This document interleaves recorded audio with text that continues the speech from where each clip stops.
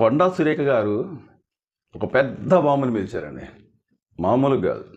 కేటీఆర్ గారిని ఉద్దేశిస్తూ సమంత చైతన్య విడాకులకు కారణం కేటీఆర్ గారే అని చెప్పి ఒక పెద్ద సంచలనం సృష్టించారండి ఆ వ్యాఖ్యానం చేస్తూ.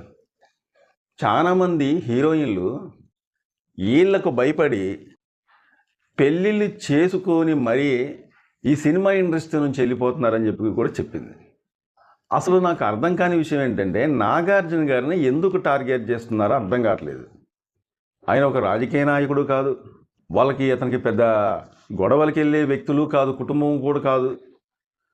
సినిమాలు ఏమైనా ఉంటే చేసుకుంటారు, లేదా కామ్గా ఉంటారు. ఆ కుటుంబం మొత్తం కూడా ఎవరి మీద కూడా ఎప్పుడు కూడా వాళ్ళు అఖిల్ కానీ, నాగ చైతన్య కానీ, నాగార్జున గారు కానీ వాళ్ళు ఏమన్నా సినిమాలు ఏమైనా ఉంటే చేసుకుంటారు, లేకపోతే వాళ్ళ పనులు వాళ్ళు చూసుకుంటారు. అంతేకాని వాళ్ళు దేంట్లో కూడా అసలు ఏలు పెట్టరు. వాళ్ళ వృత్తినే నమ్ముకుంటారు. కానీ ఒక రాజకీయంలో కానీ, ఒక పార్టీకి సపోర్ట్ చేద్దామని కానీ ఇసంటి అంటూ కూడా వాళ్ళకి ఏమి లేదు. కానీ ఈనాడు మొన్న కూల్చివేత కానుంచి ఇది నాగార్జున గారి కుటుంబాన్ని ఎందుకో టార్గెట్ చేస్తున్నారేమో అన్నట్టుగా అనిపిస్తుందండి. అసలు ఇప్పుడు సమయం సందర్భం లేకుండా కొండా సురేఖ గారు నాగార్జున గారు ఎప్పుడో ఇడిపోయినటువంటి నాగ చైతన్య సమంత గారు ఎప్పుడో అటువంటి సంఘటనని మళ్ళీ ఇప్పుడు తీసుకురావటానికి కారణం అంటూ ఏంటో నాకైతే అర్థం కావట్లే. ఏమండి, ఒకవేళ ఏమైనా ప్రూఫ్స్లు ఏమైనా ఉంటే కేటీఆర్ గారు ఇలాగా ఆ మాటలైతే కొండా సురేఖ గారు అన్న మాటలైతే నేనైతే చెప్పలేను. కానీ ఇప్పుడు అందరికీ ప్రస్తుతానికి ఈ విషయం అనేది అందరికీ తెలిసిపోయే ఉంటుంది. ఏమండి, ఇప్పుడు కేటీఆర్ గారికి నేనేం సపోర్ట్ చేయట్లే, అలాగని చెప్పి కాంగ్రెస్ కూడా సపోర్ట్ చేసినట్టు మాట్లాడలే, నాగార్జున గారి కుటుంబానికి కూడా ఇటు సపోర్ట్ చేసినట్టే మాట్లాడను. కానీ మనం ఇక్కడ మాట్లాడాల్సింది ఏంటంటే, ఒకవేళ కేటీఆర్ గారు ఏం తప్పు చేశారనుకోండి, వీళ్ళ కుటుంబం మధ్యలో చిచ్చు పెట్టారనుకున్నామండి. చిచ్చు పెట్టినట్లయితే ఆ ప్రూఫ్స్ ఏమైనా ఉన్నట్లయితే నాగ చైతన్య గారు అలాగే సమంత గారు ఇద్దరు ఇడిపోవటానికి కారణం కేటీఆర్ గారే అని అన్నారు. కాబట్టి కొండా సురేఖ గారు దానికి సంబంధించిన ప్రూఫ్స్ మీ దగ్గర ఏమైనా ఉన్నట్లయితే మీరు మాట్లాడవచ్చు. మరి దానికి సంబంధించిన ప్రూఫ్స్ ఏమన్నా ఉన్నట్లయితే నా దగ్గర పలానా ప్రూఫ్స్ ఉన్నాయి, వాళ్ళిద్దరు ఇడిపోవటానికి కేటీఆర్ గారే కారణం, ఇదిగో నా దగ్గర ప్రూఫ్స్, ఒక మాట అనేసేసి మెదలకుండా ఉండటం కాదు. ఎందుకంటే సమంత గారు ఆమె సాయన ఆయన ఉంటుంది, ఇటో నాగ చైతన్య గారు ఇతను సాయన ఇతను ఉంటుండు. మొన్నే అతనికి నిశ్చితార్థం జరిగింది. ఈ టైంలో ఈ విధంగా మాట్లాడి వీళ్ళ కుటుంబంలో ఏమండి, వాళ్ళు కూడా ఆడపిల్లలే కదండి. సమంత గారైనా కానీ ఆమె ఆడపిల్లే. ఒక ఆడపిల్లని ఒక ఆడమనిషి అర్థం చేసుకోకుండా ఈ విధంగా మాట్లాడి వాళ్ళని మరీ ఆ పరువు అనేది బజార్కి ఇచ్చటం అనేది కరెక్ట్ కాదు. ఈ రోజున వాళ్ళు 10 మందిలో పెళ్లి చేసుకున్నారు, అదేవిధంగా చట్టపరంగా ఇడిపోయారు. కాబట్టి అది వాళ్ళ వ్యక్తిగత విషయం. వాళ్ళ వ్యక్తిగత విషయాన్ని ఇప్పుడు రోడ్డు మీదకి మరీ లాగి 10 మందిలో పరువు వాళ్ళు తీసినట్టుగా మాట్లాడటం అనేది ఇలా రాజకీయ లబ్ధి కోసం మాట్లాడుతున్నారా, లేకపోతే అసలు నాగార్జున గారిని ఎందుకు టార్గెట్ చేస్తున్నారు అనేది అర్థం కావట్లేదండి. ఇప్పుడు ఎందుకంటే మొన్న కూల్చివేత కానుంచి చూడండి, నాగార్జున గారి కుటుంబం అనేది ఇప్పుడు టార్గెట్ చేసుకుంటూ పోతూనే ఉంది. సరే, దాన్ని మనం కూల్చివేతను మనం తప్పు పట్టాల్సిన అవసరం లేదు. ఎందుకంటే ఎంతోమంది ఉన్న వాళ్ళయి, డబ్బున్న వాళ్ళయి, లేకపోతే పేదలయ్యి అంటూ ఏమి లేకుండా చాలామంది కూడా కూలగొట్టేశారు. ఇప్పుడు ఆ విషయం అనేది ఇక్కడ మనం మాట్లాడాల్సిన అవసరం లేదు. కానీ నాకు తెలిసి అసలు నాగార్జున గారి కుటుంబాన్ని ఎందుకు టార్గెట్ చేస్తున్నారు? సరే, వీళ్ళ దగ్గర ఏమైనా ప్రూఫ్స్ ఉన్నాయనుకోండి, ప్రూఫ్స్ ఒకవేళ ఉన్నట్లయితే వాళ్ళు ఇడిపోయి చానాళ్ళు అవుతుంది. మరి ఇన్ని సంవత్సరాల దాకా ఏం చేశారు? ఇన్ని సంవత్సరాలు బట్టి మీ దగ్గర ఒకవేళ ప్రూఫ్స్ ఉన్నట్లయితే మొన్న అసెంబ్లీ ఎన్నికలు అవ్వకముందైనా కానీ ఈ బయట పెట్టచ్చు కదా. వాళ్ళ సాయన వాళ్ళు బ్రతుకుతూ, వీళ్ళు సాయన వీళ్ళు బ్రతుకుతూ మన ఆయనకు నిశ్చితార్థమైంది.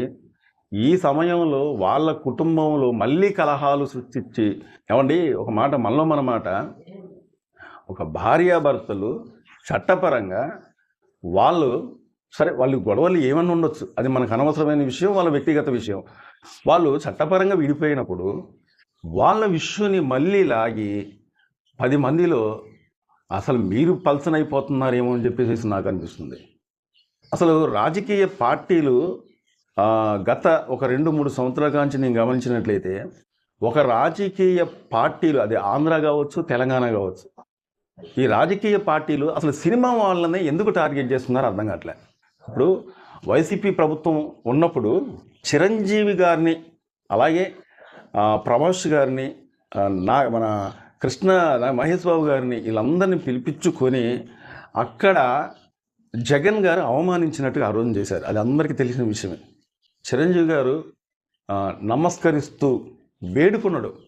అంత పెద్ద ఆయన, వయసులో పెద్ద ఆయన, అట్లాంటి వాళ్ళను కూడా అవమానించి ఆ రోజున వైసీపీ పార్టీ చేసింది.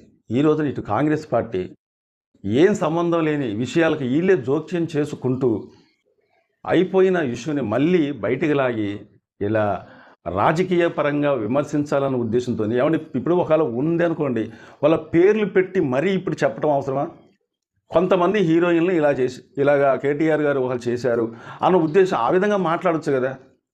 సమంత గారు కూడా ఒక ఆడపిల్ల బాధని ఆడమనిషి అర్థం చేసుకోకుండా ఈ రోజున ఈ విధంగా మాట్లాడి ఇటు నాగార్జున గారి కుటుంబంలోనూ అటు సమంత గారి లైఫ్లోనూ ఒక చెడ్డ పేరు తెచ్చుకున్నట్టుగా మాట్లాడి ఇంత దారుణమైన వ్యాఖ్యలు చేస్తూ మీరు పల్చనవటం తప్ప దానిలో వేరే లాభం అంటూ ఏమీ లేదు.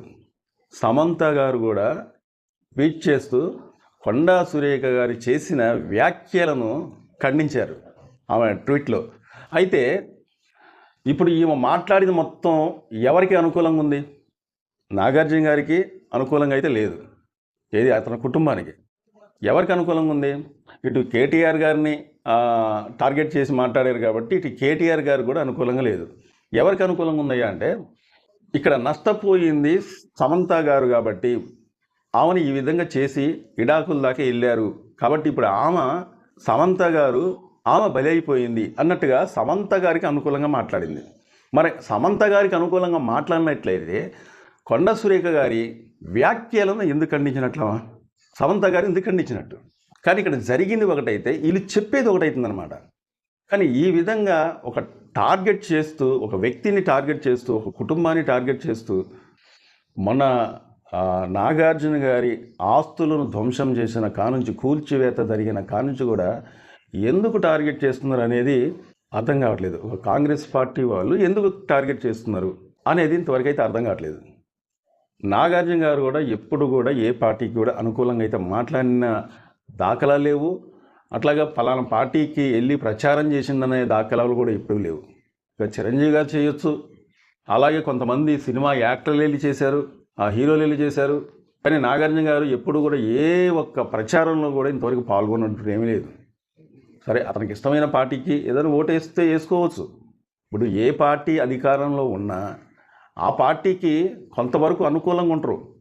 ఇది సినిమా ఇండస్ట్రీ మొత్తం కూడా కొంతవరకు అనుకూలంగా ఉంటారు. ఎందుకంటే వాళ్ళు సినిమాలు రేపొద్దుటి రిలీజ్ అయిన తర్వాత రాజకీయ పార్టీలతోని వీళ్ళకి ఎంతో అవసరం ఉంటుంది కాబట్టి వాళ్ళతోని ఏ పార్టీ అధికారంలోకి వచ్చినా కానీ వాళ్ళతోని కొద్దిగా అనుకూలంగా ఉండొచ్చు. ఈ సినిమా ఇండస్ట్రీ మొత్తం కూడా, వాళ్ళు వీళ్ళనేం కాదు, ఈ సినిమా ఇండస్ట్రీ మొత్తం కూడా వాళ్ళు అంతవరకు మాత్రమే తప్ప ఈ విధంగా అంటే ఒక పార్టీని అంటిపెట్టుకొని ఉండేదైతే మాత్రం ఈ ఇండస్ట్రీ అనేది ఎప్పుడు ఉండదు.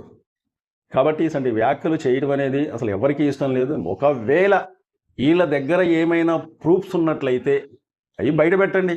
కేటీఆర్ గారు ఇలా మాట్లాడారు, ఇలా చేశారు అన్నట్టుగా ఖచ్చితమైన ప్రూఫ్స్ ఏమైనా ఉంటే బయట పెడితే బాగుంటుంది. అంతేగాని ఒక మాట అనేసేసి మెదలకుండా ఉండాలనుకుంటే మాత్రం ఎక్కువ శాతం అనేది కొండా సురేఖ గారికి చెడ్డ పేరు రావటం తప్ప వేరేదైతే ఉండదు. ఎందుకంటున్నానంటే ఇలా నాగార్జున గారు కావచ్చు, మన చిరంజీవి గారికి ఎలా జరగవచ్చు, రేపొద్దుటీలు ఇంకొక వ్యక్తికి కూడా అలాగే జరగవచ్చు. సినిమా ఇండస్ట్రీ వాళ్ళకి ఇలా నాగార్జున గారి కుటుంబానికి అవమానపరంగా ఈ విధంగా జరగవచ్చు. మన చిరంజీవి గారికి అవమానం అక్కడ జరిగిందని కావచ్చు, తర్వాత ఇంకొకరికి కూడా జరగవచ్చు.